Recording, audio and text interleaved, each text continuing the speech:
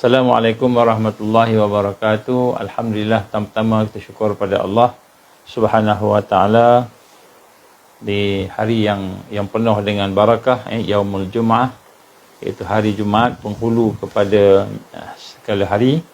Kita diberikan kesempatan untuk bersama-sama pada petang ini dalam satu pertemuan kita, insya-Allah, untuk kita melihat beberapa perkara berkenaan dengan ad-din.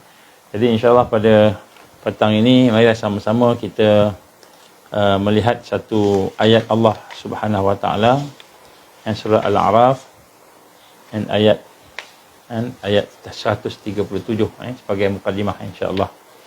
A'udzubillahi minasyaitonir rajim. Wa awrathnal qaumal ladzina kanu yustad'afuna masyariqal ardh ومغاربها التي باركنا فيها وتمت كلمة ربك الحسنى على بني إسرائيل بما صبروا ودمرنا ما كان يصنع فرعون وقومه وما كانوا يعرشون. Sadaqallahul azim. Ini surah Al-A'raf ayat 137. Wa awrasnal qaum allazina kanu yustad'afuna masyariqal ard wa magharibaha allati barakna fiha. Dan kami wariskan wa awrasna, dan kami wariskan kepada kaum, iaitu kaum Bani Israel, yang telah tertindas itu akan daerah-daerah timur bumi, iaitu di Palestin, dan daerah-daerah baratnya yang telah kami melimpahkan barakah padanya, dan telah sempurnalah kalimah Allah, janji Allah yang baik kepada kaum Bani Israel kerana kesabaran mereka, bima sabaru. Dan kami telah hancurkan apa yang telah dibuat oleh Fir'aun dan kaumnya, dan apa yang mereka telah dirikan, iaitu bangunan-bangunan yang tinggi. Wa ma kanu ya'rishun. Jadi sinilah kita lihat, sadaqallahul azim, Allah menggambarkan tentang golongan-golongan Bani Israel yang dulunya lemah, yang melemah, dan mereka telah dizalimi oleh pihak Fir'aun, iaitu pihak yang melampau batas, dan mereka telah dihancurkan, dibuat macam-macam lah. Kemudian Allah SWT telah mewariskan kepada mereka daerah-daerah yang di sebelah barat, iaitu daerah-daerah yang kita katakan sebagai Palestin, di timur, iaitu Palestin, dan kemudian Allah memberikan kepada mereka kemenangan. Jadi di sini Allah menggambarkan kepada kita tentang apa yang pernah berlaku sebelum ini, iaitu di mana pada masa itu Bani Israel telah dikejar, dihancurkan dengan kekuatan Fir'aun yang merupakan taghut, syaitan pada masa itu. Dan inilah yang sedang berlaku pada hari ini, tetapi kali ini dilakukan ke atas orang Arab di Palestin, orang Islam ataupun orang Arab lah. Jadi kita melihat di sini bagaimana Allah SWT telah menunjukkan kepada kita contoh-contoh yang terdahulu yang berlaku, dan juga bagaimana Allah SWT telah menjadikan orang-orang yang ganas, yang jahat, yang kita kata penuh dengan kekejaman itu berada dalam keadaan yang kalah. Jadi sebab itulah kita pada petang ini, marilah sama-sama kita merasakan bahawa sesungguhnya apa yang sedang berlaku hari ini yang semakin teruklah. Kita tengok hari ini, setelah pihak Israel menyuruh pihak orang Arab Palestin, dan orang Palestin daripada utara turun ke selatan, dia bomnya utara, habis, hancur. Kemudian sekarang ni selatan pula, dia bom selatan, habis kan. Kemudian sekarang ni masuk ke Rafah. Rafah ni sempadan antara Palestin dan Mesir. Dia ada Rafah yang bahagian Palestin sikit, Rafah yang bahagian Mesir sebahagian.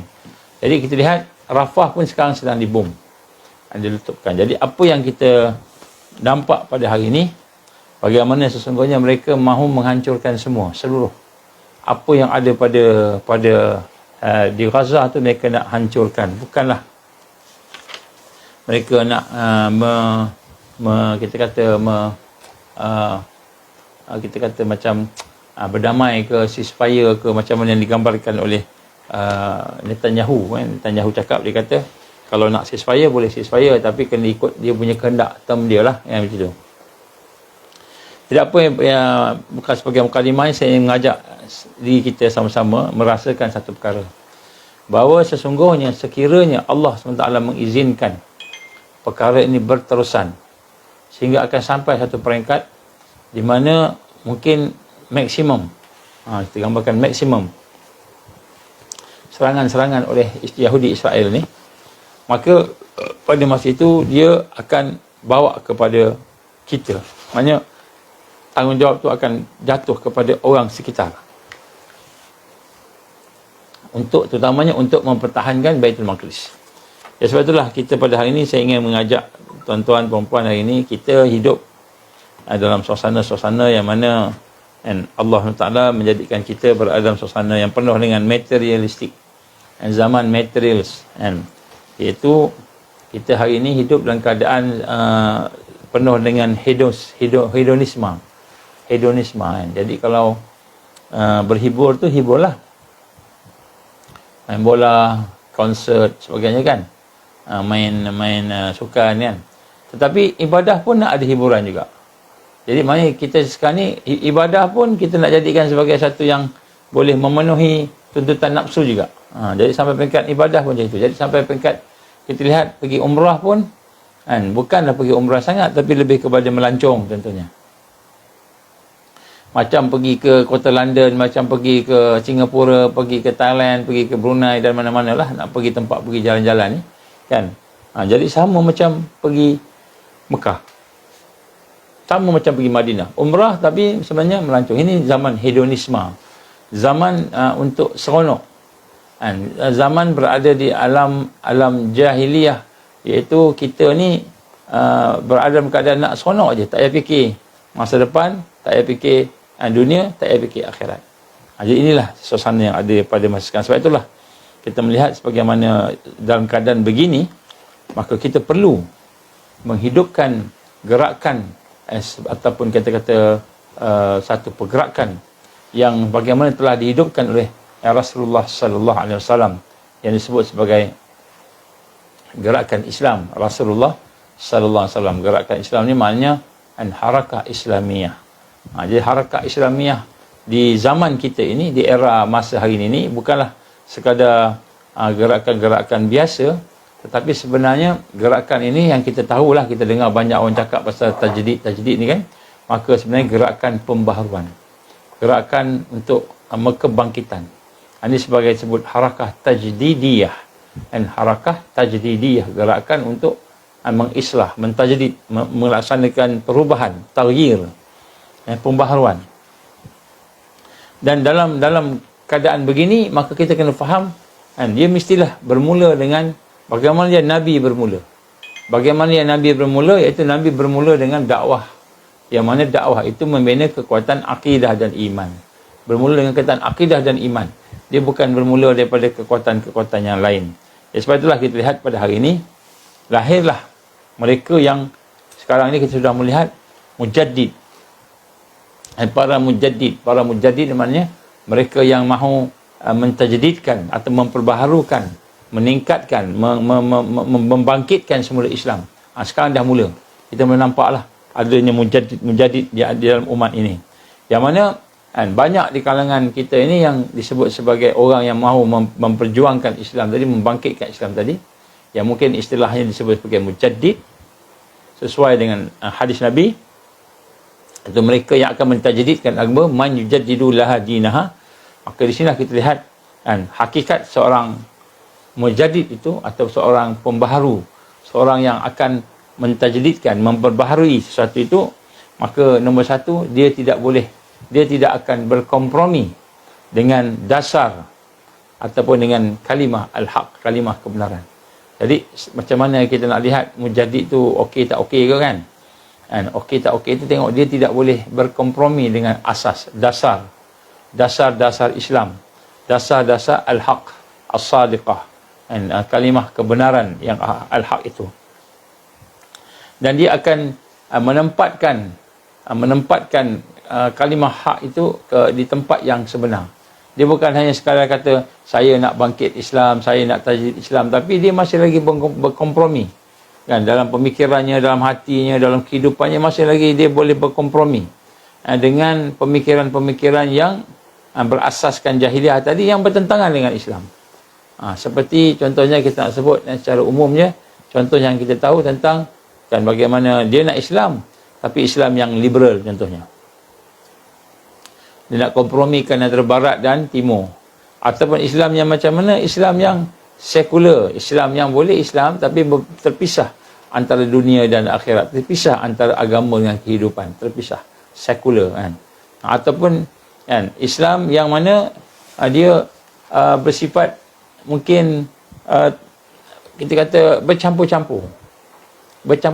Yang ini pun diambil, yang ini pun diambil, yang baik pun diambil, yang buruk pun baik, bercampur-campur. Jadi kita lihat hari ini kan seorang yang ataupun kumpulan yang mengambil satu kefahaman untuk mentajdidkan Islam tadi, dia mestilah mereka yang tidak akan berkompromi dengan benda-benda asas, benda dasar. Dasar ni bermula daripada kefahaman hati, iman dan akidah, pembersihan jiwa. Dia mestilah satu gerakan yang menekankan pembersihan jiwa. Jiwa mesti dibersihkan. Dibersihkan daripada apa? Bersihkan daripada syirik. Nanti kita tengok nanti. Bersihkan daripada syirik, bersihkan daripada perkara-perkara yang kita kata menyesatkan akidah. Kemudian dia merupakan seorang yang ataupun kumpulan yang mementingkan akal. Akal dari sudut apa? Ilmu dan kesedaran. Bukan ilmu saja, kesedaran. Ilmu yang membangkitkan amal. Ilmu yang melahirkan, bukan teori je. Yang ini bid'ah, ini bid'ah, ini sahih, ini bid'ah, ini bid'ah, tapi tak buat pun, tak amal pun. Yang dia cakap je. Sebab tu Allah gambarkan bagaimana dia benci orang yang suka cakap kan. Ya ayyuhallazina amanu lima taqulu ma la taf'alun. Kabura maqtan 'indallah an taqulu ma la taf'alun. Wahai orang beriman, mengapakah kamu bercakap apa yang kamu tak buat? Terlalu besarlah kebencian Allah kepada mereka yang bercakap tapi tak buat. Jadi di sini kita lihat seorang yang mujaddid itu mereka mempunyai kan ilmu dan kesedaran, al-wa'yun, al-ilm dan al-wa'yun, iaitu kesedaran yang melahirkan amal, bukan hanya sekadar melahirkan kata-kata, khutbah, kitab, fatwa, tapi tak boleh nak amal. Contoh simple contoh kita tahu fatwa kebangsaan. Fatwa kebangsaan kata rokok itu haram. Merokok itu haram, fatwa kebangsaan. Malahan pernah dikeluarkan fatwa dalam Parti Islam Malaysia pada awal dulu lah. Rokok itu haram. Tapi boleh amal tak? Boleh amal tak? Tak boleh nak amal. Yang boleh amal berapa kerat je. Jadi ini antara perkara-perkara yang kita kata bagaimana kadang-kadang ilmu ada, tahu, tak betul, tak bagus. Tapi kita tak boleh nak buat. Maksudnya ilmu tu tidak membina kesedaran. Al-ilm, ilmu, dia tidak bermanfaat, tidak melahirkan amal. Jadi ilmu mestilah bersama dengan al-wa'yun ataupun al-wa'i, iaitu ilmu yang ada kesedaran. Dan sebab itu kita lihat mujaddid di akhir zaman dia akan melihat kepada pembentukan akal. Akal yang hidup dengan kesedaran, bukan sekadar macam itu je. Sebab tu dia satu yang perlu kita faham sungguh-sungguh. Sebab tu kita lihat hari ini 90% ataupun lebih daripada umat Islam pada hari ini mereka berada dalam keadaan yang tidak seimbang dalam banyak perkara. Terutamanya dalam yang bersangkut paut dengan tasawuf, bersangkut paut dengan kebersihan hati, bersangkut paut dengan kejernihan akidah, kejernihan tauhid, mentauhidkan Allah. Dia tak sampai kepada satu yang boleh menjadi dasar dan asas. Ini antara perkara-perkara yang kita nak jadikan sebagai satu panduan pada hari ini untuk kita melihat bagaimana keadaan yang ada pada hari ini. Kita terletak di antara satu keadaan bahawa kita berada satu suasana seorang Islam yang berhajatkan kepada tasawuf, tarikat, disebutlah hakikat dan makrifat, tetapi dia tidak berada dalam suasana-suasana yang real. Real maknanya yang duduk di atas kenyataan. Sehingga dia sebut pasal tasawuf, dia sebut pasal tarikat, dia sebut pasal berkenaan dengan pembersihan hati dan jiwa, Tapi dia boleh terima riba. Ekonomi kapitalis boleh terima. Dan ekonomi liberal kapitalis boleh terima. Ekonomi sosialis dia boleh terima. Dia boleh terima ekonomi sosialis. Bukan ekonomi Islam. Ekonomi sosialis. Jadi maknanya satu peringkat dia bersih. Tetapi dia peringkat yang lain berlakunya campur aduk. Campur aduk. Ada orang pula dia bagus dalam ilmunya. Tapi hatinya pula.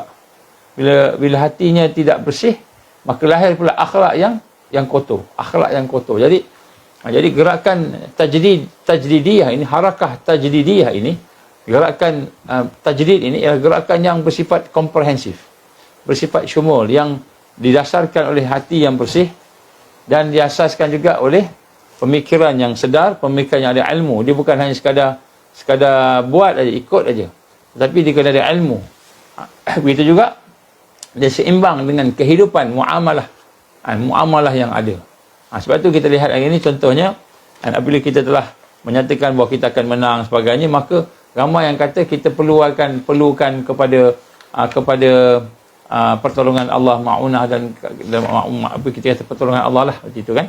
Jadi akhirnya kita pun pergi kepada pembersihan hati, kita berharap kepada ma'unah, pertolongan Allah, karamah, pertolongan Allah, semua pertolongan Allah. Maka kita rasa bahawa seolah-olahnya kita ni tidak perlu berikhtiar. Tak perlu berikhtiar, cukup je tunggu.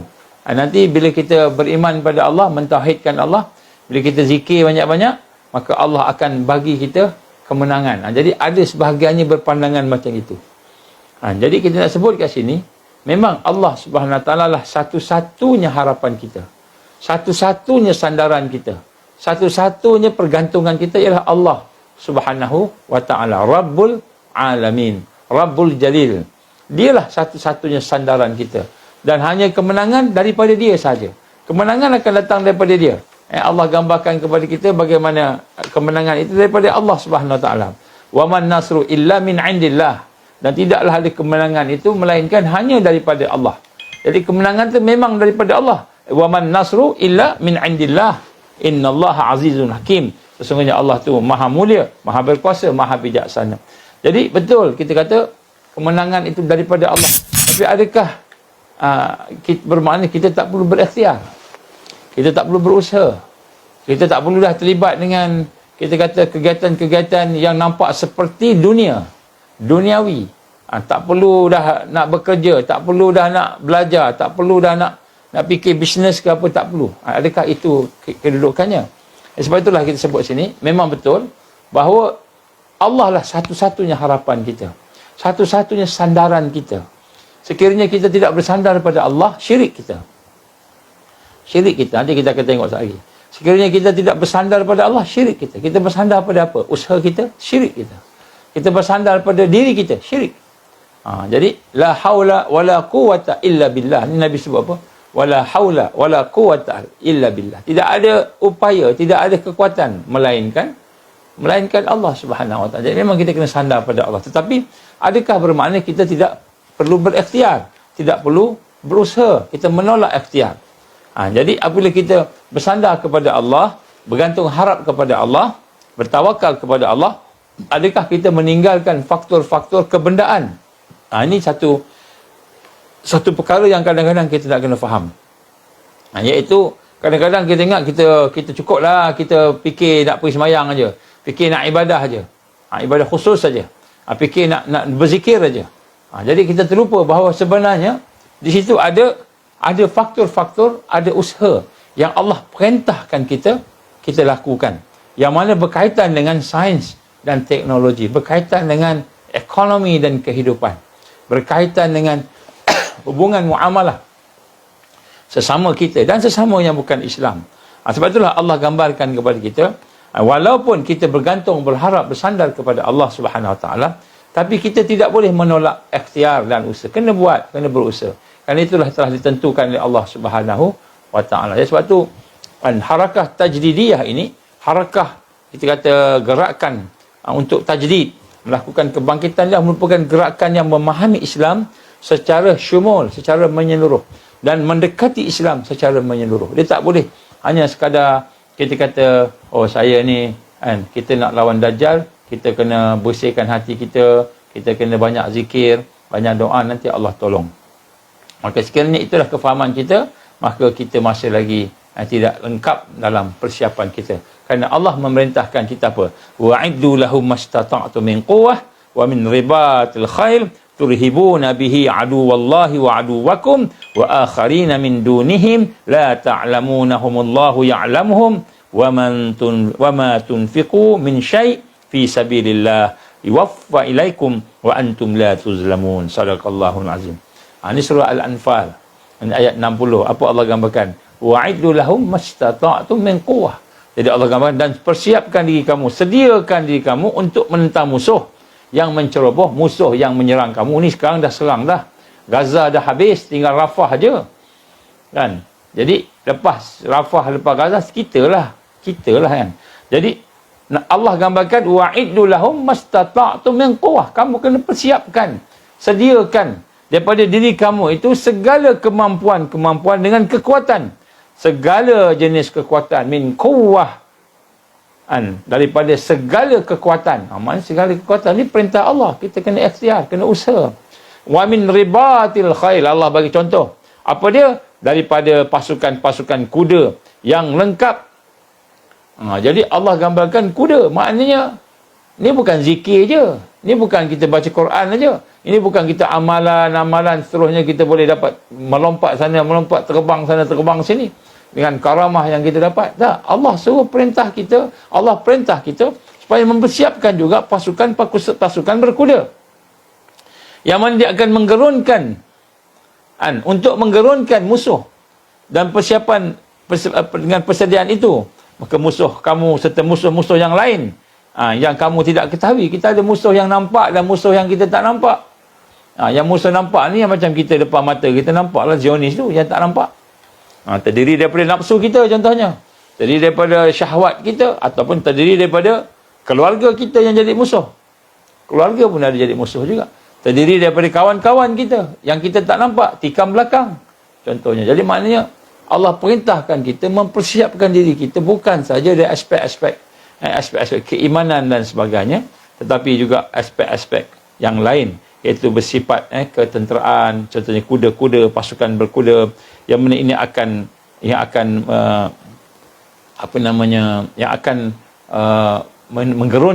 menggerunkan orang-orang yang memusuhi tadi.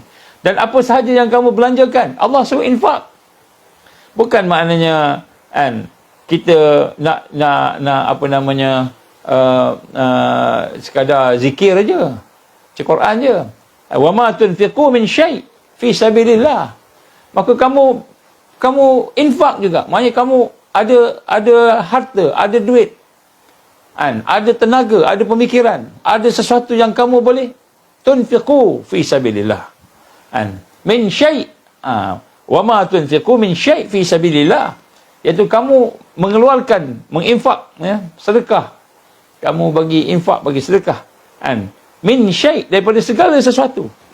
Maknanya bukan hanya bukan saja kita sedekah duit aja. Orang miskin tak boleh, tak payah, tak apalah. Dah orang kaya je boleh sedekah. Dah, infak.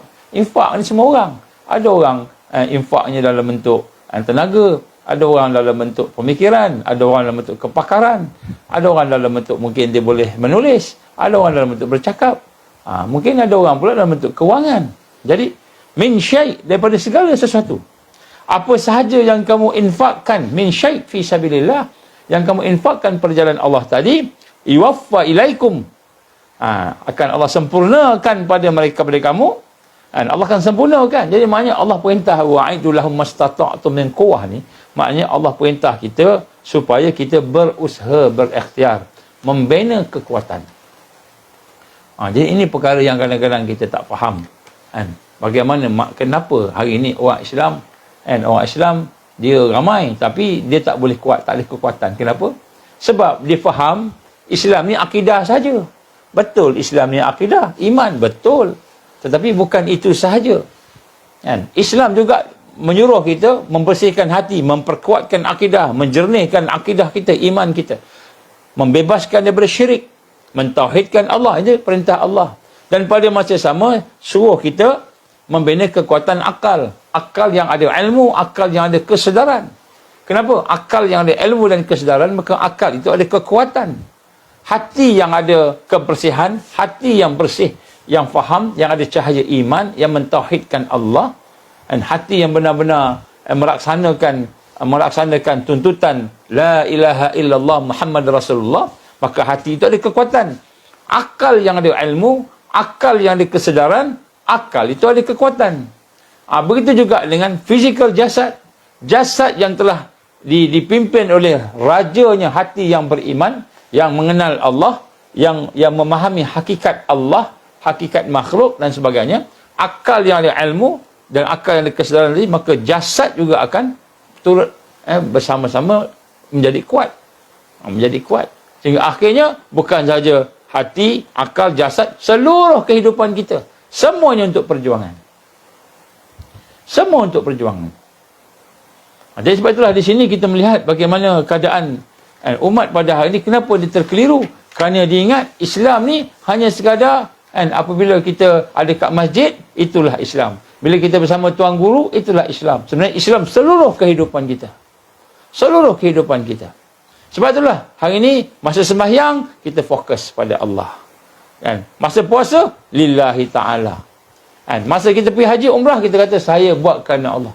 Tetapi masa kita dapat duit, masa kita ada kelebihan-kelebihan harta, ada kelebihan-kelebihan kekuatan-kekuatan maddiyah, kekuatan-kekuatan kita panggil tadi, kebendaan tadi, keduniaan yang kita buat kebendaan tadi, maka kita tak gunakan untuk jihad fisabilillah. Kita tak gunakan untuk perjuangan. Jadi kita sama dengan orang yang bukan Islam jugalah. Sebab tu Allah tak bagi kita menang. Jadi sebenarnya seluruh hidup kita ni, inna salati wa nusuki wa mahyaya wa mamati lillahi rabbil alamin. Semua. Solat kita, penumpuan hidup kita, nusuk. Kita punya fokus kehidupan kita. Kita punya sasaran hidup kita, matlamat hidup kita.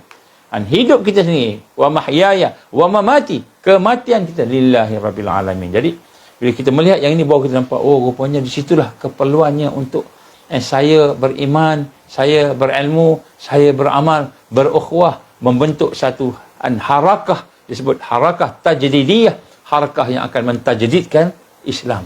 Baru kita nampak benda tu.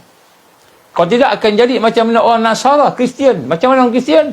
Mereka ada agama, mereka ada pendeta, mereka ada pemimpin, tetapi mereka menjadikan pemimpin mereka itu sebagai Tuhan.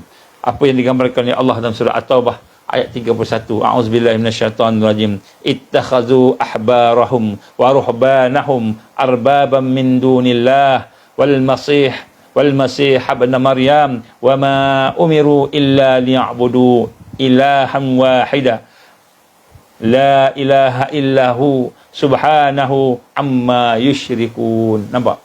Ini orang yang ada kitab, orang yang ada Islam dan ada agama. Ada yang saya cakap hari ni pasal orang yang nak Islam ni, bukan orang kat luar yang gila dengan nafsu syahwat. Tak, kita orang yang kata nak berjuang ni, orang yang kata nak berjihad ni, nak berdakwah ni, orang yang kata nak duduk dalam keadaan tajdid. Maka kita tengok contoh. Apa contoh? Contoh yang ada kepada orang-orang Nasara pada ayat ini. Ittakhazu ahbarahum wa ruhbanahum arbaban min dunillah. Allah gambarkan apa kan? Mereka menjadikan orang-orang alim, rahib-rahib mereka, imam-imam mereka, tuan guru mereka, guru-guru spiritual mereka sebagai Tuhan selain Allah. Nampak? Jadi bila kita jadi pengikut agama, pengikut kepada satu kumpulan, satu gerakan, satu tarikat, satu kumpulan-kumpulan taifah tadi, sehingga kita menjadikan orang alimnya ataupun rahibnya, mursyidnya, ketuanya itu sebagai Tuhan selain daripada Allah. Dan juga mereka mempertuhankan juga Al-Masih Putera Maryam. Mereka mempertuhankan juga Nabi mereka pada masa itu Al-Masih Putera Maryam. Padahal mereka hanya disuruh menyembah Allah yang Maha Esa. Wa ma umiru illa liya'budu ilahan wahidah. Padahal Allah suruh mereka menyembah Allah, mengesakan Allah, mentauhidkan Allah. La ilaha illahu, tidak ada Tuhan, tidak ada ilah melainkan Dia, iaitu Allah. Subhanahu, maha suci Allah. Amma yusyrikun, daripada apa yang mereka persekutukan. Jadi sebab tu hari ni kita nak tegaskan bagaimana sebahagian daripada kita memang ada kefahaman bahawa tasawuf, akidah itu merupakan satu perkara yang penting, yang dasar, sehingga kita mengikuti. Tapi terpisah daripada kita kata apa yang dikehendaki oleh Allah Subhanahu wa taala. Sehingga berlakulah perkara-perkara yang berkaitan dengan, contohnya kita memuliakan guru kita, alim kita, memuliakan macam kita seolah-olah itulah dia yang luar biasanya, sampai dia maksum lah, maknanya dia tak ada salah, sampai dia tak ada salah. Itulah sebahagian daripada kita pula yang menolak konsep tawasul, contohnya menggunakan wasilah, tawasul. Nanti saya akan ceritalah pasal tawasul, cerita kemudian sikit lah. Contohnya kita mengikat diri kita dengan tuan-tuan guru kita, sampaikan dia tidak salah walaupun yang dicakap tu sebenarnya tidak menepati. Jadi sampai peringkat dia memuliakan, taharrum dia panggil.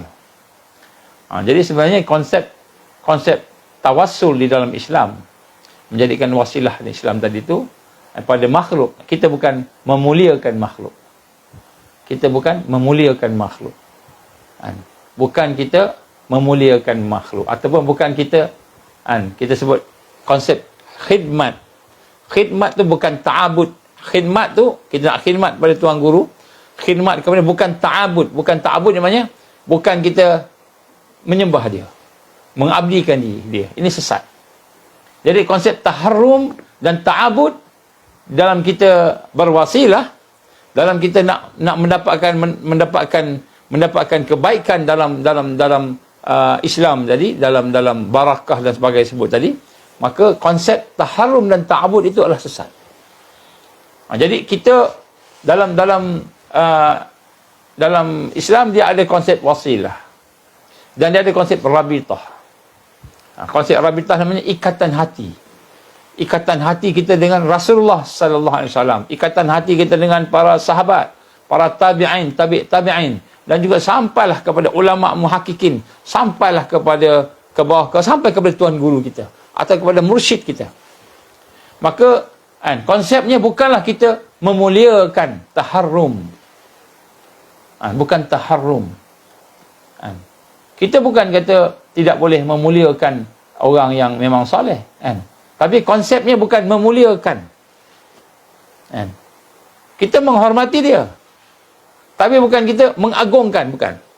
Sebab bila kita mengagungkan, memuliakan, ini satu garisan yang amat halus, yang kita kadang kita tak faham. Sama ada kita taharrum, kita memuliakan dia, ataupun ta'abud, kita mengabdikan diri kepada dia. Apa maksud taharrum tadi?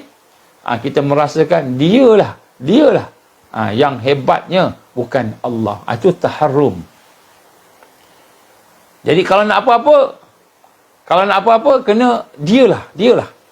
Itu maksud taharrum, memuliakan. Sehingga kita meletakkan guru-guru tadi sebagai orang yang tinggi, sampai kan sama macam Allah Subhanahu wa taala. Ini syirik.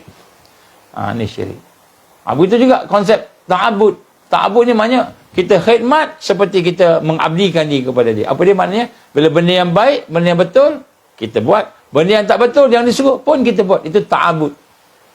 Itu ta'abud ni maknanya dibuat suruh benda yang dibuat tu, disuruh tu benda yang tak syarak, melanggar syarak, pun kita ikut. Kenapa? Sebab kita nak khidmat pada dia, kerana kita nak memuliakan dia. Itu merupakan konsep yang sesat yang digambarkan dalam ayat tadi. Bagaimana mereka menjadikan rahib-rahib, menjadikan alim-alim mereka sebagai Tuhan. Sebagai Tuhan. Dia memuliakan Isa, sehingga dikatakan Isa ni sebagai anak Tuhan. Sebagai Tuhan juga gitu. Jadi sebenarnya inilah yang menyebabkan kekeliruan berlaku di kalangan sebahagian daripada kita yang menolak tasawuf. Dia kata tasawuf ni sesat lah. Ada seorang ustaz dia kata tasawuf ni lebih kotak daripada ayat acak, ayat longkang. Lebih kotak dia kata. Jadi itu yang sesat. Yang sesat tu memang kita tak boleh ikut. Tak boleh ikut yang sesat. Kita kena ikut yang mana? Kena ikut yang wasatiyah, kena ikut yang hakik, yang sebenar. Ulama yang ada ilmu, bukan ulama yang sekadar macam itu je. Kita kata Tak ada. Ulama yang tidak mengikut syarak, yang tidak mengikut syariat, olok-oloknya bila dah sampai kepada peringkat hakikat dan makrifat, syariat tak payah. Syariat tak payah. Ini adalah antara kekeliruan yang ada, menyebabkan sebahagian kata tak perlu tasawuf. Kita tak perlu tasawuf. Tak perlu membersihkan diri, tak perlu akidah. Tak perlu kita meluruskan iman kita, cukuplah sekadar tahu Allah ni macam ni, cukuplah. Tahu hujah-hujah yang zahir, cukuplah. Sebab syirik itu bukan hanya di peringkat zahir. Jadi syirik bukan hanya di peringkat zahir. Syirik juga berlaku di peringkat yang batin. Peringkat batin ni kita kena faham. Jadi mentauhidkan Allah ni perlu membersihkan diri kita. Ini satu perkara yang berlaku. Jadi apa konsep rabitah dan wasilah tadi? Contoh. Jadi rabitah dan wasilah tadi ikatan hati kita kepada Rasulullah sallallahu alaihi wasallam contohnya lah. Ataupun kepada para sahabat Rasul sallallahu alaihi wasallam, ataupun kepada tabi'in, pada ulama muhaqqiqin, ulama yang berjuang bersama al-haq, ulama yang hidup bersama kebenaran tadi, sampai pada tuan-tuan guru itu. Jadi wasilah kita ataupun kita kata rabitah kita, hati kita terikat tadi dalam rangka tabaruk. Tabaruk ni apa? Untuk kita nak mendapatkan kebaikan. Tabaruk ni barakah. Bukan taharum, bukan kita memuliakan dia, tak. Dia dah bagus daripada kita. Dia lebih bertakwa daripada kita. Dia lebih berilmu daripada kita. Malahan dia lebih baik daripada kita di sisi Allah. Dia lebih tinggilah daripada kita darjatnya tu. Rasul sallallahu alaihi wasallam, manalah kita compare dengan Rasulullah sallam? Mana kita nak compare dengan sahabat-sahabat? Mana kita nak compare, nak bandingkan dengan ulama-ulama? Jauh kita ke bawah. Kita lekeh lah begitu. Tapi bukanlah kita kena taharrum, memuliakan mereka macam kita memuliakan Allah. Tak boleh macam itu. Itu disebut, kadang-kadang orang kata ini semua ni orang yang dia panggil sampai keluar istilah kuburiyun. Kuburiyun ni apa? Orang yang menyembah kubur. Jadi sebenarnya hakikat bukan menyembah kubur, tapi timbul. Kenapa? Sebab ni memuliakan. Dia memuliakan kubur. Dia memuliakan guru dia. Jadi sebenarnya hakikatnya bukan memuliakan. Bukan memuliakan. Jadi sebenarnya dengan orang soleh ni, dengan orang yang beriman ni, dengan kita kata Rasul sallallahu alaihi wasallam sendiri yang merupakan makhluk yang terbaik yang Allah Taala jadikan tadi, kan? Maknanya yang menjadi rahmatul alamin, menjadi contoh uswatul hasanah, menjadi yang terbaik lah. Jadi bukanlah kita mengagungkan dia sampai macam dia Allah, bukan. Tetapi dalam rangka nak dapatkan tabarak, iaitu barakah, kebaikan. Apa kebaikan payung? Apa kebaikan payung bila hujan? Kita pun hujan, kita ambil payung, kan? Kita menggunakan wasilah payung. Jalan payung, guna payung. Apa dia? Bila kita buka payung tu, kita pakai payung, jalan, air hujan turun, kita tak basah. Biiznillah. Bukan payung yang tak bagi kita basah, Allah yang tak bagi basah. Tapi dengan wasilah payung, dengan jalan payung. Payung. Jadi payung ni dia bukan yang bagi kita tak basah. Yang bagi tak basah tu Allah. Tapi wasilahnya payung. Macam itu. Jadi wasilah ni maknanya sesuatu yang kita nak mendapatkan kebaikan, tabaruk, itu rabitah. Jadi konsep ni kadang-kadang tak dipahami oleh orang-orang yang tidak mengikuti jalan-jalan tasawuf ni. Jadi menyebabkan mereka mengkufurkan, mensyirikkan, menyesatkan. Dia kata ni sesat, ni bid'ah, ni sesat, ni bid'ah. Jadi akhirnya mereka tak bersama. Jadi harakah Islam yang ada, yang kononnya gerakan Islam tadi, yang nak tajdid tadi, menolak tasawuf. Menolak tasawuf. Cukuplah akidah kalam, akidah ilmu kalam yang ada. Cukup. Tak perlu nak kenal Allah, mengisbatkan zatnya, mengisbatkan fi'alnya, mengisbatkan zatnya, sifatnya, namanya, fi'alnya. Tak perlu, dia kata. Kenapa tak perlu? Sebab dia nampak, oh ni orang ni memuliakan. Dia tak tahu daripada luar, dia tengok kan. Tapi nak sebut kat sini, kita pula nak kena faham bahawa kita ada ikatan dengan Rasul sallallahu alaihi wasallam. Tapi ikatan dengan Nabi sallallahu alaihi wasallam itu sebagai apa? Dalam rangka kita nak mendapatkan kebaikan yang ada pada baginda sallallahu alaihi wasallam. Contoh, kita berselawat kepada Nabi. Kita Allahumma salli ala sayyidina Muhammad wa ala ali sayyidina Muhammad. Kama sallaita ala sayyidina Ibrahim wa ala sayyidina Ibrahim ila akhir. kita selawat kat Nabi. Apa yang kita dapat? Allah gambarkan. Kan bagaimana kebaikan-kebaikan berselawat. Kenapa? Ada kebaikan kepada Rasulullah sallallahu alaihi wasallam. Itu makhluk yang Allah cipta yang paling baik sekali. Yang terbaik, the best of the best. No, the best. Tak ada of the best lah. The best. Dia the best. Jadi namanya tabaruk. Jadi kenapa selawat?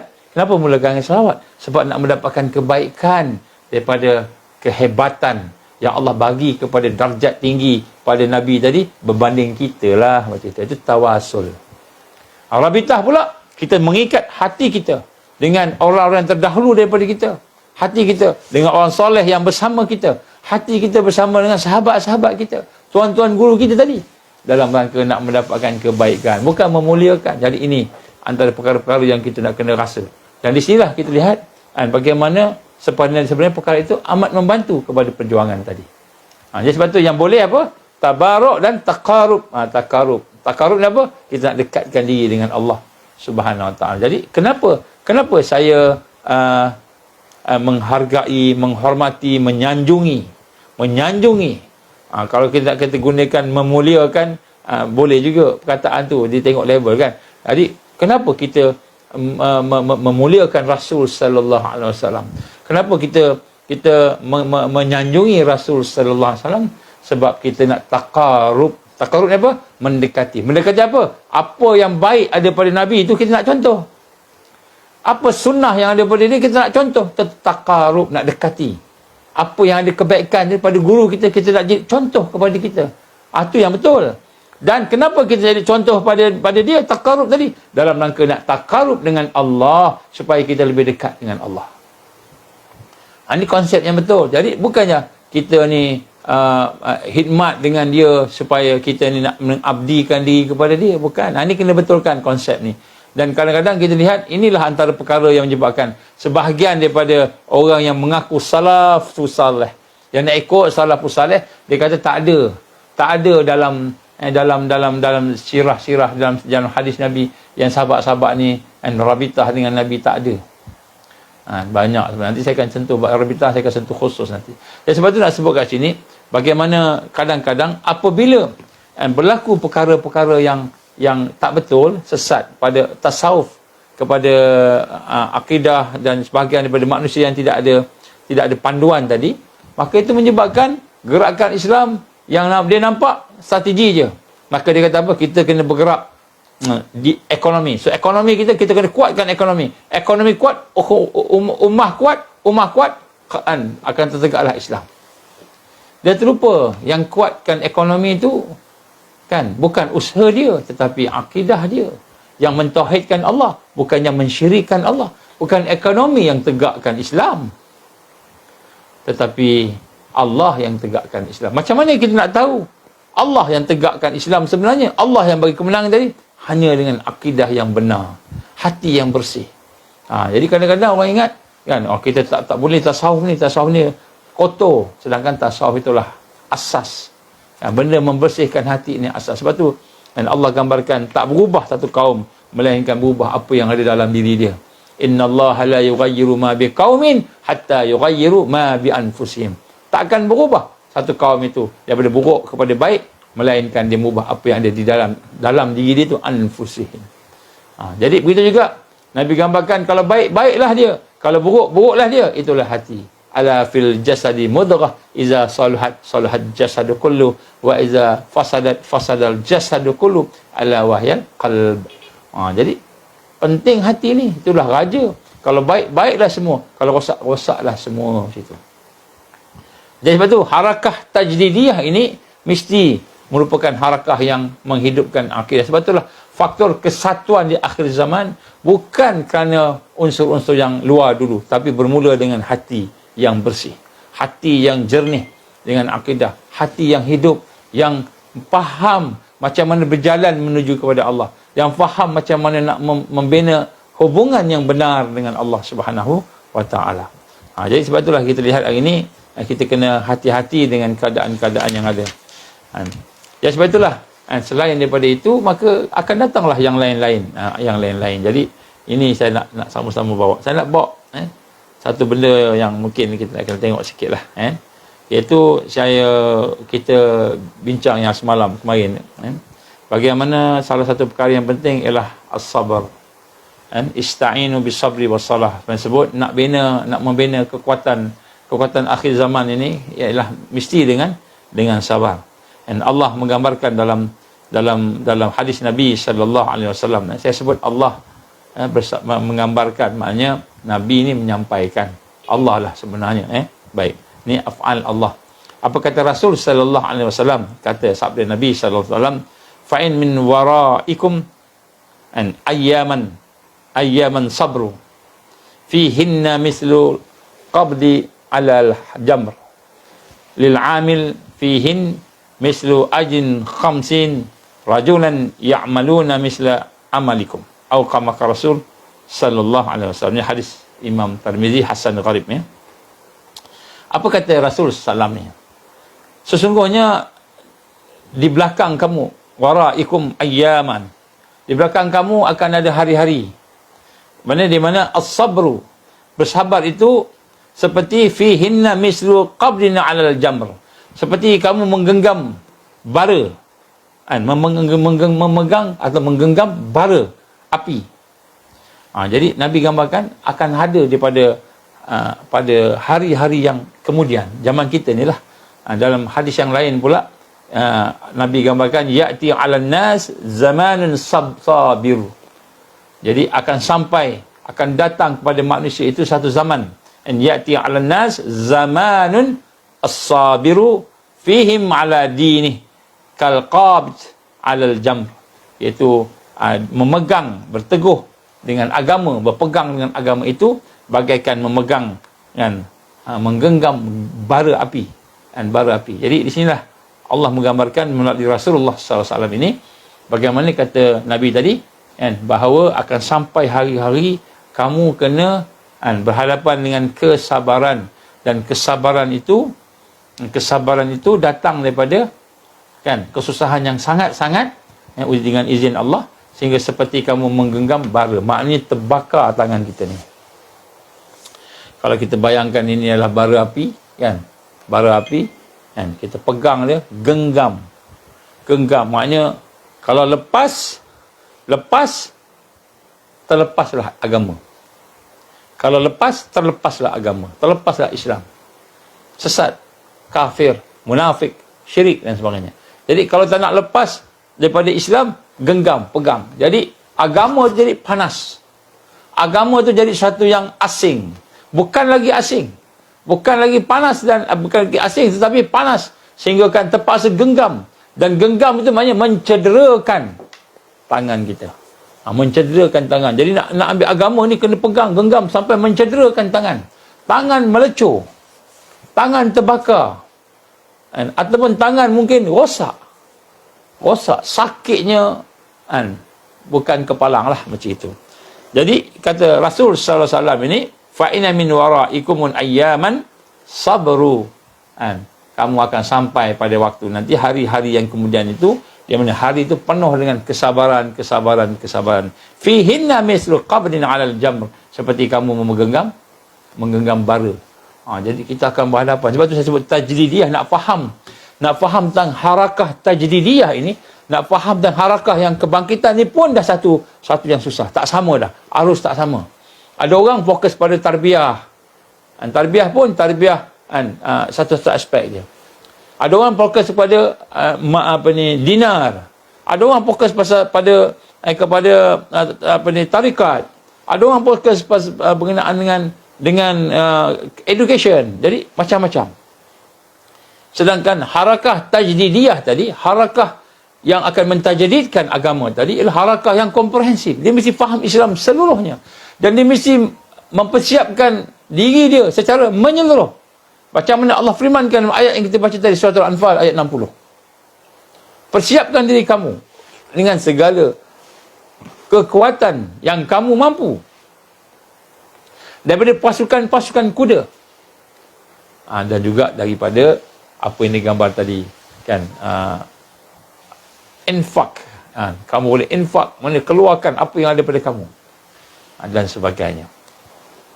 Jadi sini Nabi gambarkan kepada kita sallallahu alaihi wasallam bahawa pada masa itu akan berlakulah hari-hari penuh dengan kesabaran. Jadi kena bayangkanlah, maknanya satu masa besok, mungkin sekarang pun dah mulalah kita pegang apa namanya, genggam bara kan, sampai melecuh, sampai terbakar, sampai masak tangan kita, Jadi sebab itulah hadis ini sebenarnya kita dah mula rasa dah akan sampai hadis yang lagi satu, iaitu hadis di mana Nabi gambarkan ketika Dajjal nak datang tu.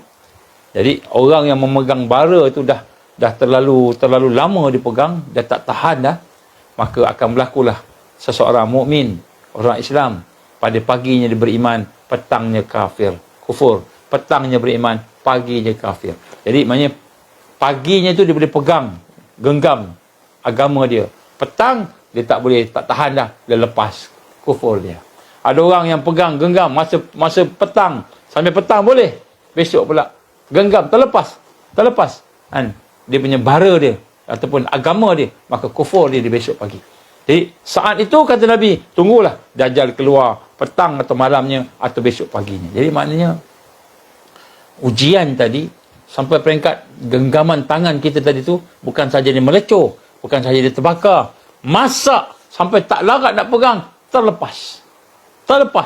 Maka ketika itulah Dajjal datang. Ini yang digambarkan oleh Rasulullah sallallahu alaihi wasallam. Dan sebab tu kita nak kena rasa bahawa kita perlu faham, tajdid itu dia bukan hanya sekadar kita kata saya ni nak bersama Imam Mahdi, saya nak bersama dengan Al-Mahdiin, tetapi dia memerlukan kepada kefahaman, kesedaran, memerlukan kepada amal, memerlukan kepada perjuangan dan pengorbanan.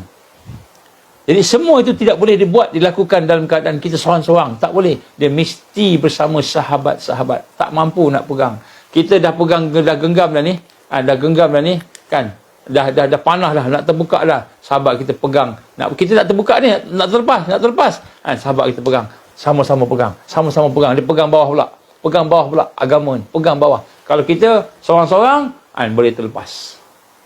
Tapi pasal ada sahabat-sahabat yang soleh, yang solehah, yang bersama dengan tarbiyah, yang bersama dengan jihad dan perjuangan dakwah dan tarbiyah dan jihad tadi, maka kita nak buka, dia pun pegang sama. Tak apa, kita pegang sama-sama agama ni, pegang sama-sama. So seorang kita kata pegang tangan sahabat-sahabat dia, maka sama-sama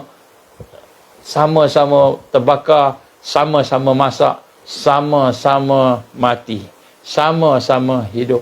Pegang seorang buat sini kan, ini pegang, ini agama, pegang kan, sampai masak tangan tu tak lepas. Ini kata jamaah. Sebab tu disebut sebagai harakah tajdidiyah, gerakan yang melaksanakan tajdid. Dia tak boleh dalam keadaan seorang-seorang. Sebab tu disebut taifah mansurah kan, ataupun taifah najiyah, yang diberikan kemenangan oleh Allah SWT. Sebab itulah Allah gambarkan melalui Rasulullah SAW hadis ini. Dan selepas daripada Nabi kata, pegang sampai masak tangan, namanya bara tu genggam tadi, maka lil amil fihin mislu ajrin khamsin rajulan ya'maluna misla amalikum. Maka Nabi kata apa? Orang yang beramal pada masa itu, melakukan harakah tajdidiyah itu, dalam keadaan mereka melaksanakan harakah bersama-sama nak tajdid, nak membina kekuatan, nak jaga akidah dia, nak jaga agama dia, nak jaga kebangkitan tadi, maka dia kata sini, amal mereka itu, orang yang beramal pada waktu itu, pada masa itu, mendapat pahala 50 kali ganda daripada kamu, mendapat amal seperti amal kamu 50 kali ganda, kata Rasulullah sallallahu alaihi wasallam. Siapa kamu tu? Iaitu sahabat-sahabat Nabi. Maka dalam hadis yang lain, ada sahabat bertanya, ya Rasulullah, adakah pahala 50 orang antara kami dengan mereka, ataupun bagaimana? 50 antara mereka sama mereka, yang pegang dengan yang tak pegang tu 50 kali ganda ke? Tak, Nabi kata antara mereka dengan kamu, ashabi, sahabat-sahabat. Jadi di sinilah kita lihat dalam hadis ini menggambarkan kepada kita bagaimana bersabar. Tindakan bersabar itu adalah merupakan satu yang akan berlaku. Dia bukan kita kata Orang dulu-dulu kot, zaman Nabi dulu kot. Kan? Zaman Bilal sahabat kot. Kan? Kena jemur, kena apa. Kan? Tak, zaman kita. Kita duduk kat Malaysia ni mungkin kita tak rasa sangat. Duduk kat Indonesia tak rasa sangat. Duduk kat Brunei lagi tak rasa. Duduk kat Singapura langsung tak tahu. Bukan tak rasa, tak tahu. Tak semualah. Tapi yang majoriti tak tahu. Tak kisah. Jadi kita lihat bagaimana keadaan yang digambarkan oleh Nabi tadi pasti berlaku. Dan bila berlaku, kita tak boleh seorang-seorang. Sebab tu digambarkan di sini, maka hendaklah kita bersama-sama. Dan saya nak sebutkan sini apa yang digambarkan oleh Allah Ta'ala bila kita dah pegang. Kita dah pegang ni. Apa yang menyebabkan kita boleh pegang ni dengan sahabat-sahabat kita ni? Janji Allah. Janji Allah. Jadi pada masa itu al-yaqin. Yakin dengan janji Allah. Yakin dengan janji Allah. Sehingga mereka berbai'ah. Mereka berjanji setia dengan Allah. Inna Allah hashtara minal mu'minin anfusahum wa amwalahum bi anna lahumul jannah. Sesungguhnya Allah membeli daripada orang beriman itu diri mereka, harta mereka dengan syurga. Yuqatiluna fi sabilillah fayaqtuluna wa yuqtalun. Mereka berjuang pada jalan Allah sampai peringkat mereka terpaksa membunuh atau terbunuh. Sampai peringkat nyawa. Dan kemudian mereka itu yakin dengan janji Allah. Yakin dengan janji Allah. Yuqatiluna fi sabilillah fayaqtuluna wa yuqtalun.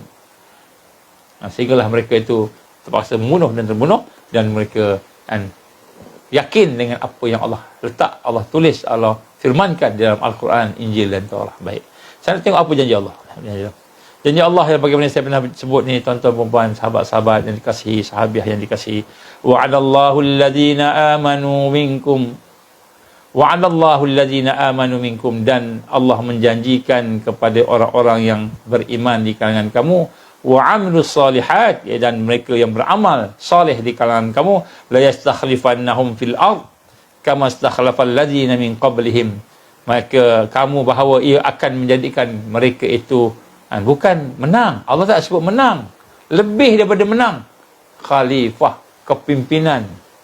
Maknanya bukan menang dalam dinar, bukan menang dalam tarbiyah, bukan menang dalam sistem-sistem kewangan, sistem-sistem ekonomi. Tak, seluruhnya. Seluruhnya. La yastakhlifannahum fil ard kama stakhlafal ladzina min qablihim. Allah akan memberikan khilafah. Allah akan memberikan khilafah, memegang kuasa sistem. Sebagaimana yang telah diberikan kepada orang-orang sebelumnya. Wa yumakkinanna lahum dinahum allazi irtada lahum wal yubaddilannahum min ba'di khawfihim amna. Dan Allah akan cabut, Allah akan ambil daripada mereka itu perkara-perkara yang mana mereka takut dulu. Mereka dalam keadaan diancam musuh, Allah akan cabut semua itu. Allah akan jadikan mereka ini berkuasa, mengembangkan Islam, mengembangkan kebaikan. Jadi yang pegang bara ni, rupanya Allah janji apa? Allah akan bagi kemenangan, iaitu khalifah. Khalifatu fil ard, keamanan, kemakmuran, kebahagiaan. Pegang. Jadi mereka yang hidup lah. Kadang-kadang ada yang pegang, dia dah sampai ajal, mati dia, terlepas. Kawan dia terlepas kawan dia seorang pegang. Dia hidup lagi. Akhirnya Allah bagi kemenangan. Habis bara, genggam bara, habis apinya, habis tak ada apa dah, maka yang tinggal adalah keamanan. Jadi pegang sama-sama sahabat, tak boleh seorang-seorang sahabat. Kemudian bila dah habis bara, bila lama-lama pegang, kan bara dia bukannya boleh berapi sepanjang masa. Tak. Bara masa tu je sakit dia. Masa ada api tu jadi sakit. Lepas tu habis hilang. Bila habis bara tadi, maka bara tu akan bertukar menjadi kuasa yang digambarkan Allah Ta'ala. Jadi sinilah Allah gambarkan bahawa Allah akan memberikan janji ni, dia akan memberikan kemenangan. Janji dia akan memberi kemenangan. Wa man kafara ba'da zalik fa ulaika humul fasiqun. Siapa yang engkar, siapa yang tak mahu ni berjanji, maka dialah orang-orang yang durhaka, yang fasik. Baik. Jadi sini ada berita gembira yang kita nak kena rasa pada petang ini sebagai bahawa sabar memang kita kena sabar. Tetapi sabar tu dia berdasarkan kepada keyakinan saya sebut semalam. Mesti dia mula dengan yakin. Ista'inu bisabri wassalah. Sabar, solat. Sabar, solat. Sebab bila sabar membawa kepada solat, maka jadilah ujian itu sesuatu yang meningkatkan kita. Maknanya kita sakit. Kita sakit jumpa doktor. Sakit jumpa doktor. Tiba-tiba Allah izin, baik, sembuh. Jadi kita nampak ubat tu, doktor tu. Kita tak nampak Allah dah. Kita sakit-sakit jumpa bomo. Sakit-sakit jumpa tabib. Sakit-sakit jumpa satu yang apa namanya, kita kata boleh menyembuhkan. Kita tak nampak Allah, nampak tabib tu. Nampak jampi dia, nampak doa dia, tak nampak Allah. Jadi Allah SWT tak mau macam tu. Sebab tu ista'inu bis sabri wassalah. Ista'inu, mintalah pertolongan dengan sabar dan solat. Jadi bila kita sabar ni, maknanya bila kita susah, kita sabar dulu. Sabar. Ya Allah, ya Allah, ya Allah. Kita salat. Salat ni dalam bahasa syariat doa. Dalam bahasa syariat salat ni doa. Dalam bahasa tarikat salat ni apa? Ingat Allah. Zikrillah, bizikrillah. Ingat Allah. Dalam bahasa hakikat pula, solat ni maknanya apa? Kita mi'raj, bukan saja ingat, kita naik kepada Allah. Naik ni bukanlah physical naik macam itu kan. Memangnya kita memahami akan hakikat. Ini merupakan qada qadar Allah. Ni sifat Allah ni. Kudrah, iradah, ilmu, hayat, sama, basar, kalam dan akhir. Dan juga ni merupakan nama Allah. Jadi kita melihat, memahami bahawa ini adalah merupakan daripada Allah Subhanahu Wa Taala. Jadi salat tu maknanya kita akan hakikat salat ialah kita mi'raj, kita menuju kepada keagungan sifat-sifat Allah. Kita melihat sesuatu perkara, melihat sifat Allah, Ar-Rahman, nama Allah, melihat sifat Allah, melihat af'al Allah, perbuatan Allah. Maka kita pun mentauhidkan. Jadi salat tu sebenarnya mentauhidkan Allah. Jadi kata sabar aja tapi kita tak menuju kepada Allah, maka kita tak complete. Ujian tadi tu, jawapan solusinya tak komplit. Kena ista'inu bisabri wassalah. Allah tak sebut awsalah. Allah gambarkan wassalah. Maknanya ista'inu bisabri wassalah. Mintalah pertolongan dengan sabar dan salat. Jadi maknanya bila kita ditimpa kesusahan, kita sabar, kemudian kita minta ke Allah. Doa. Kita ingat Allah. Kita mi'raj, naik, melihat sifat-sifat Allah. Melihat nama-nama Allah, yang kehebatan, kesempurnaan nama Allah, Al-Jalal, Al-Jamal, menampak semua sekali. Itu mi'raj, hati kita mi'raj, naik kepada Allah Subhanahu Wa Taala. Itu salat. Ni hakikat salat dalam kita kata ilmu hakikat. Makrifat, kita fana. Tak ada dah, kita tak ada dah. Itu makrifat. Saya sebut kat sini, maknanya ista'in bisabri wassalah. Nama-nama, maknanya kita kena lihat bahawa kita kena faham bahawa kesusahan itu sebenarnya adalah merupakan peningkatan diri kita. Allah nak bagi kita meningkat. Jadi sebab itulah, di mana janji Allah tadi? Wa'adallahu allazina amanu minkum. Wa'adallah allazina amanu minkum. Jadi yang pertama, janji Allah kepada orang beriman. Daripada kalangan kamu, bukan semua orang boleh beriman ni. Minkum, daripada kalangan kamu, bukan semua orang Islam beriman. Tak. Maknanya kita ni akan berhadapan dengan suasana orang Islam tapi tak ada iman. Ada Islam, tak ada iman. Jadi yang Allah janji pada siapa? Allah bukan janji pada orang Islam. Wa'adallahu allazina amanu. Allah janji pada orang beriman. Allazina amanu. Bukan allazina aslamu. Bukan orang Islam. Jadi Allah janji pada orang beriman. Jadi sebab tu syarat kita nak berhadapan dengan tadi sabar tadi tu ialah dengan al-iman. Jadi iman ni apa makna dia? Ni kita kena tengok. Iman ni maknanya asas iman yakin pada Allah yang dibawa oleh Rasulullah sallallahu alaihi wasallam, la ilaha illallah. Tidak ada ilah melainkan Allah, tidak ada satu pun yang wujud melainkan Allah, tidak ada yang berkuasa melainkan Allah, tidak ada yang bersifat, bernama dan berfi'il melainkan Allah. Ni kalau kita nak pergi dalam lah. Tak payah pergi dalam sangat lah. Kan? Maknanya, kita tidak mensyirikkan Allah. Tidak mensyirikkan Allah Subhanahu Wa Taala. Kita baca ayat tadi kan. Allah kata apa? Allah kata tadi,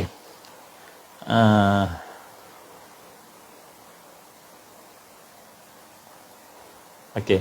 La yusyriku nabi syai'a. Allah kata apa? Beriman tadi apa? Nak cari redha Allah tadi, la yusyriku bi syai'a. La yusyriku nabi syai'a. Maknanya mereka ni ya'buduna ni, mereka berubudiah kepada aku, kata Allah, beribadah kepada aku, la yusyriku nabi syai'a. Maknanya Allah menggunakan kekuatan syai'a. Syai'an apa? Setiap sesuatu.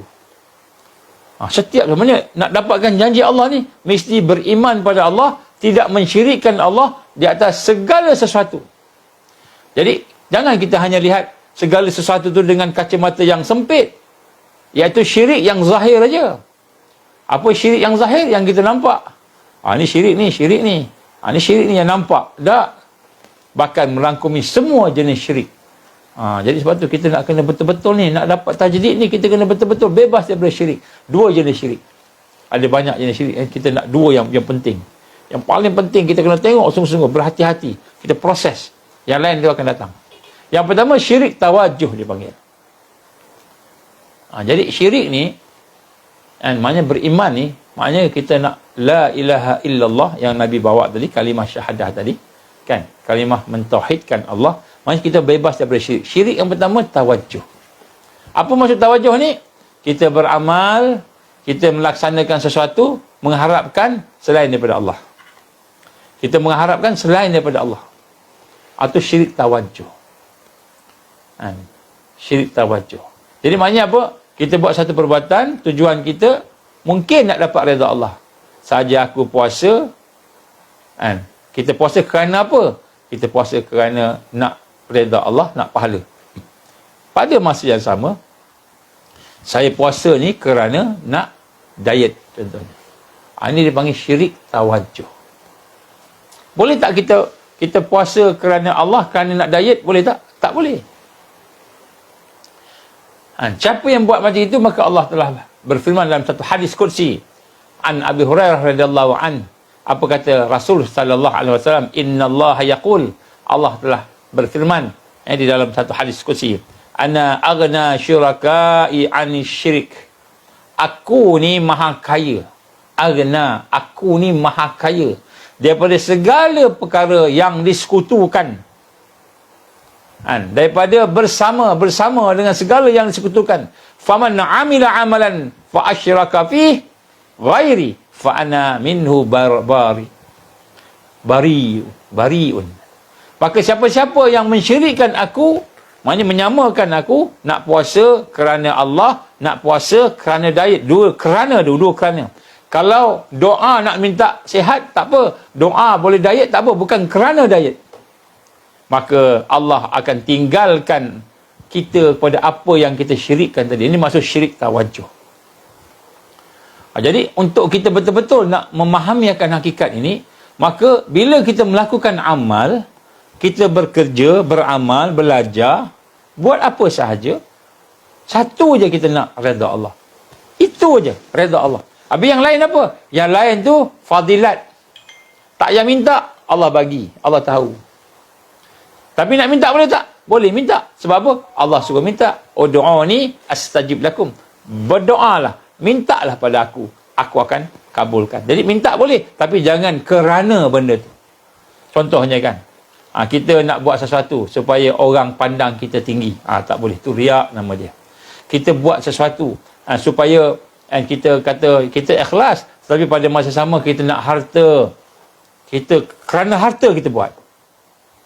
Kerana harta kita buat. Kerja kerana harta. Bukan kerja kerana Allah. Kerja kerana gaji. Kerja kerana pangkat. Itu syirik. Kerja kerana pangkat. Itu syirik. Kerja kerana gaji. Itu syirik. Kerja kerana Allah. Minta pangkat. Tak apa minta. Tak masalah. Nak minta gaji. Minta gaji pada Allah. Tak apa. Tapi itu bukan sebab kita bekerja. Kita bekerja kerana Allah Subhanahu wa ta'ala. Jadi bila kita ada samakan Allah dengan segala matlamat yang lain, itu sebagai syirik tawajuh. Yang ini akan menyebabkan kita tak sampai kepada janji Allah tadi. Wa'adallahu allazina amanu minkum. Ini nombor satu. Jadi maknanya cara umumnya kita kata, kita menafikan bila buat sesuatu tu, tujuannya, harapannya, hajat kita mutlak kerana Allah. Bila kita buat ni memang betul-betul mutlak kerana Allah, maka itulah mentauhidkan Allah. Bila kita buat tu tidak mutlak kerana Allah, ada benda lain yang kerana lain tu, sebab lain tu, maka yang itu disebut syirik tawajuh. Yang ini kita kena buang, kena kikis.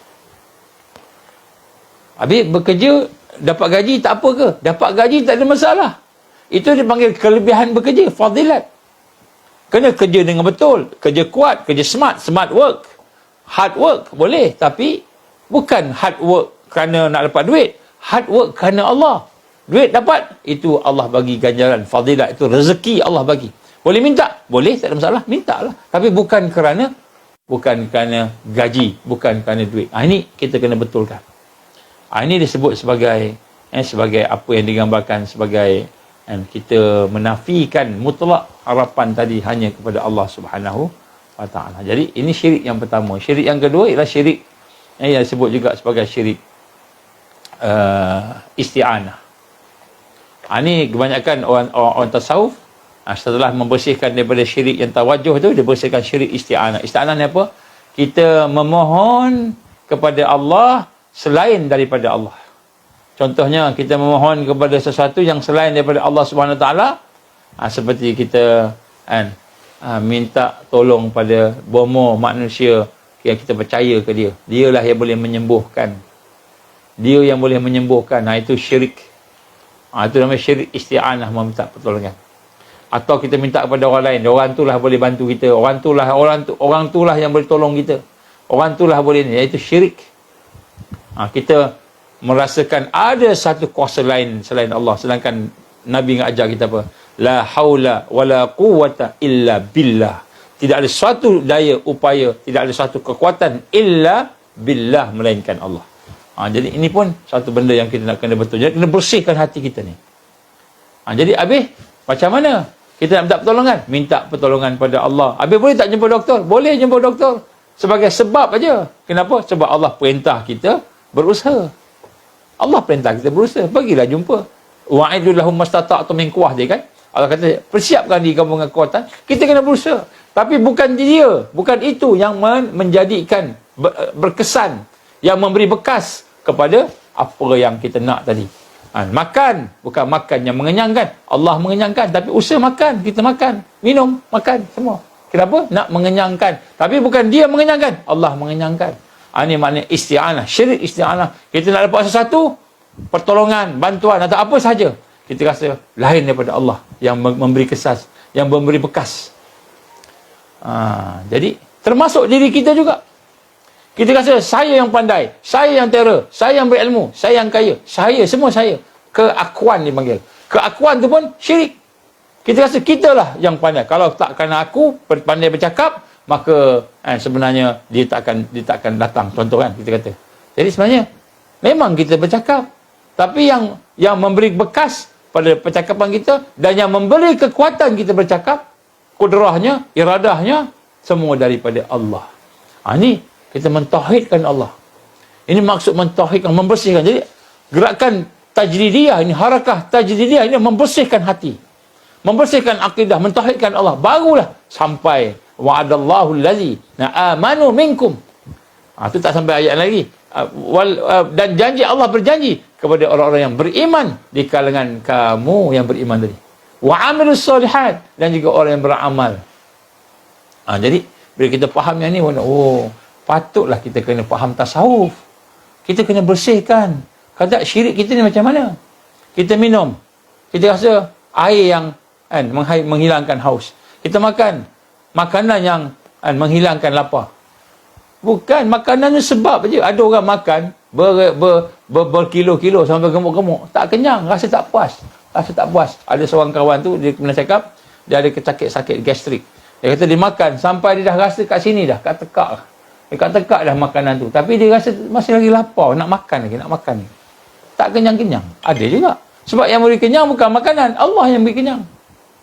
Jadi kita kena lihat bagaimana untuk tajdid, untuk memegang bara Islam yang digambarkan sebagai bara tu, agama sebagai bara tu, kita perlu membersihkan diri kita. Ini salah satu contoh yang kita katakan bagaimana kita perlu kepada satu penyusunan yang rapi, tarbiyah yang tersusun. Kita perlu kepada murabbi yang memimpin kita, yang membimbing kita, yang memahami akan realiti Islam, syarak, hukum Allah, syariat, dia faham. Dan dia juga faham tentang waqi', realiti yang ada. Dia bukan faham syarak aja, belajar sampai PhD.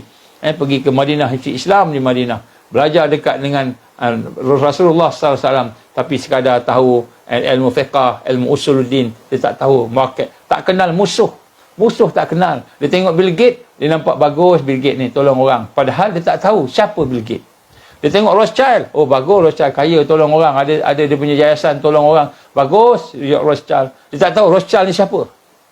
Dia tak faham waqi', realiti tak tahu. Bila tak tahu realiti, maka dia akan kena tipu. Walaupun dia faham hadis, walaupun dia faham Quran, tapi waqi' tak faham, maka dia mengeluarkan fatwa yang salah. Dia mengeluarkan kata-kata yang salah sebab waqi' tak faham. Macam kita lah, orang tanya, Ustaz, saya nak kena solat ke Ustaz? Kenapa? Saya sakit. Jadi kalau Ustaz tu faham, dia akan tanya, sakit macam mana? Sekian. Oh, kalau macam itu, buat macam ni. Buat macam ni. Boleh sembahyang berdiri, sembahyang duduk. Sembahyang baring. Tak boleh baring, sembahyang pakai isyarat je. Contoh. Jadi tahu waqi', realiti. Kalau tak tahu realiti, cakap salah. Kamu kena sembahyang, berdiri wajib. Kena berdiri, padahal orang tu dah tak boleh berdiri, kaki patah. Kan dua-dua parti tergantung. Nak berdiri macam mana? Tak tahu waqi', wajib berdiri ni. Kalau tak berdiri tak sah, kena menghadap kiblat. Orang tu dah kena ikat kaki dia dekat katil, tergantung macam itu, kan? Lepas tu dia dah menghadap macam itu, nak tegak je, tak boleh nak kiri kanan, kita tak boleh nak tegak, nak menghadap kiblat macam mana? Kan? Wajib tak solat? Wajib solat. Tapi bukan dengan realiti orang yang sihat. Tak sama orang sakit. Realiti kena faham. Sebab tu kalau ulama tu tak faham waqi' musuh, tak kenal pakatan jahat, tak kenal siapa musuh, siapa dia Zionis, siapa dia Yahudi yang dimaksudkan dalam Quran. Al-Yahud yang dimaksudkan Quran itu siapa dia? Tak kenal, tak faham, maka dia akan memberi fatwa yang tak betul. Itu yang ada orang kata, kan, kalau semua orang mufti-mufti dah fatwa macam ni, kan, kamu ni ikut kepala siapa, kan, contohnya. Kalau kita tengok orang yang alim tak tahu realiti waqi', maka dia akan fatwa berdasarkan kefahaman dia. Maka dia akan tersilap dalam fatwa ya, wa'iyazbillah min zalik. Minta ampun daripada Allah. Jadi itulah insya-Allah sekadar peringatan pada petang ni. Maka sama-sama kita rasa wajib pada kita untuk sentiasa memahami dan mendekati harakah tajdidiyah, harakah yang betul-betul melaksanakan tajdid dengan kefahaman yang menyeluruh, dengan pendekatan asas hati yang bersih, akal yang berilmu dan ada kesedaran, dan tubuh badan yang ada kekuatan tadi, melakukan wa'idul lahum mastata'tu min quwwah. Kita melaksanakan, membina persiapan secara jama'i bersama-sama untuk membina kekuatan kebangkitan Islam. Jangan kita harap saya zikir je, Islam akan bangkit dengan zikir. Islam akan bangkit dengan kita tahajud. Memang itu salah satu daripadanya, bukan itu saja. Zikir saja tak cukup, Quran saja. Kita kena melaksanakan Islam secara menyeluruh. Barulah layak kita untuk bersama dengan harakah tajdidiyah melaksanakan tajdid pada jalan Allah di akhir zaman. Kalau tidak, kita hanya akan menjadi penonton. Kalau nasib baik jadi penonton, kita bimbang, kita terkeluar daripada apa yang digambarkan sebagai orang yang hidup bersama dengan akidah yang benar. Jadi sebab ujiannya besar. Saya sebut tadi awal-awal tadi, cerita pasal ujian. Siapa yang baru masuk ni, tolong tengok daripada awal, insya-Allah. Itulah insya-Allah sikit sebanyak mohon ampun kepada Allah Taala dan minta maaf kepada semua. Mudah-mudahan sikit sebanyak yang kita cuba sampaikan pada kali ini adalah kebaikan. Tak banyak pun sikit, mudah-mudahan sebagai satu nasihat yang daripada Allah Subhanahu Wa Taala. Apa yang baik daripada saya, apa baik daripada Allah, apa yang tak baik itu dari sebab kelemahan diri yang banyak ni. Jadi dari sebab-sebab itulah Allah izin berlakulah keburukan. Jadi saya mohon ampun kepada Allah dan minta maaf kepada tuan-tuan, puan-puan, sahabat-sahabat sekalian. Insya-Allah. Jadi saya nak mengajak mereka yang ada kelapangan untuk bersama-sama dalam dalam majlis. Siapa sahabat-sahabat Ansar yang ada ke lapangan, malam Sabtu malam kita ada buat ruqyah jama'i. Jadi insya-Allah mudah-mudahan kita boleh cubalah minta pada Allah supaya Allah angkatlah, ataupun Allah sembuhkan, ataupun Allah SWT izinkan supaya kita ni dalam proses penyembuhan dari sudut segalalah gangguan-gangguan, tak kira lah gangguan spiritual ke, mental ke, gangguan fizikal ke, semualah kita minta pada Allah supaya Allah berikan kepada kita kekuatan supaya layak kita untuk bersama-sama dengan Taifah Mansurah. Mudah-mudahan Allah pilih kita lah, insya-Allah. Kalau Allah tak pilih pun, kurang-kurangnya Allah kesian kat kita, Allah dah izinkan kita faham, kurang-kurang kita bolehlah dapat bau-baunya pun cukup lah. Kalau tak dapat duduk dalam pun, kurang-kurang bau-bau pun cukup lah. Kurang-kurangnya supaya mudah-mudahan kita tidak sesat dengan bersama arus yang ada di sekitar kita, insya-Allah. Aku li qouli hadza astaghfirullahalazim li wa lakum. A'udzubillahi minasyaitonirrajim. Bismillahirrahmanirrahim. Alhamdulillahirabbil alamin wassalatu wassalamu ala asyrafil anbiya'i wal mursalin wa ala alihi wa sahbihi ajmain. Allahumma innaka ta'lamu anna hadhil qulub qad istamat ala mahabbatik wal taqat ala ta'atik wa tawahadat ala da'watik wa ta'ahadat ala nusrati syari'atik fasikallahumma rabitataha wa adimuddaha wa hdiha subulaha wa amla'aha binurikal ladzi la yakhbu wa syarah suduraha bi faidil iman bik wa jamilit tawakkuli alaik wa ahyiha bi ma'rifatik wa amit ala syahati fi sabilik ya Allah innaka ni'mal maula wa ni'man nasir. Rabbana atim lana nurana waghfir lana innaka ala kulli syai'in qadir. Rabbana atmim lana nurana waghfir lana innaka ala kulli syai'in qadir. Rabbana atina fid dunya hasanah wa fil akhirati hasanah wa qina azabannar. Wa sallallahu alaihi wasallam Muhammad wa ala alihi wa sahbihi baraka wasallam. Subhana rabbika rabbil izzati amma yasifun. Wassalamu alal mursalin walhamdulillahi rabbil alamin. Taufik wal hidayah. Assalamualaikum warahmatullahi wabarakatuh.